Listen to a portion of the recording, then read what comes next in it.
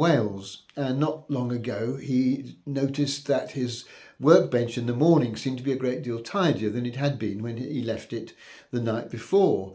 And setting up a camera in order to watch the workbench overnight, he discovered that a mouse was coming in and was picking up random articles that had been just left out on the bench and carrying them over to a box which was on the side so they could all be neatly stacked away.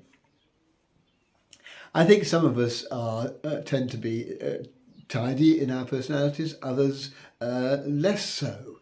But I need to say straight away that I don't suggest any value judgment about that. I think there are things to be said both for people whose preference for tidiness and for those who don't think it's so important. And I take, as somebody who tends to perhaps err on the side of wanting to be tidy more, I take a note from Albert Einstein, who was reputed to have a very untidy working area, who said that if a cluttered desk suggests a cluttered mind, what does an empty desk suggest? And I think there is absolutely no reason to think that whether you're tidy or untidy, that makes any difference to your ability to be creative or wise or clever.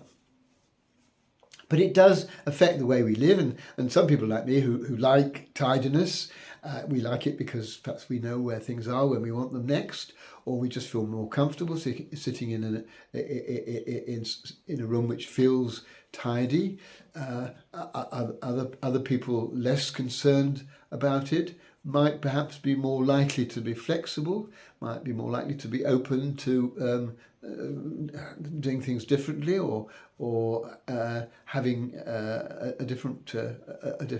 having plans changed at the last minute. But this is all about temperament.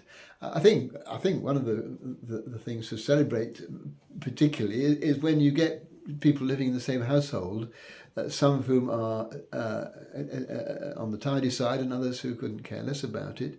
And often, as sometimes happens, the tidy people go around tidying up after the untidy person because they can't stand the untidiness. Maybe that was the case of the poor mouse.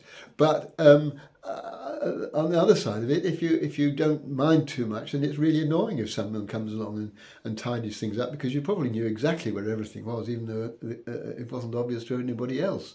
And so to have it moved into a more tidy place is really annoying.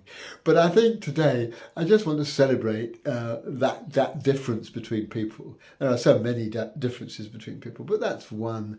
And I think it's good to celebrate how different we all are. We all have to compromise and learn to live with people in workplaces and in homes who have a different approach to tidiness than we do. But that approach to each other, that learning to live together, that sometimes feeding off each other, learning from each other, being challenged by each other in that respect, can also be beneficial. And so today I just want to celebrate the difference in personality between those of us who are untidy and those of us who prefer things to be shipshape and Bristol fashion.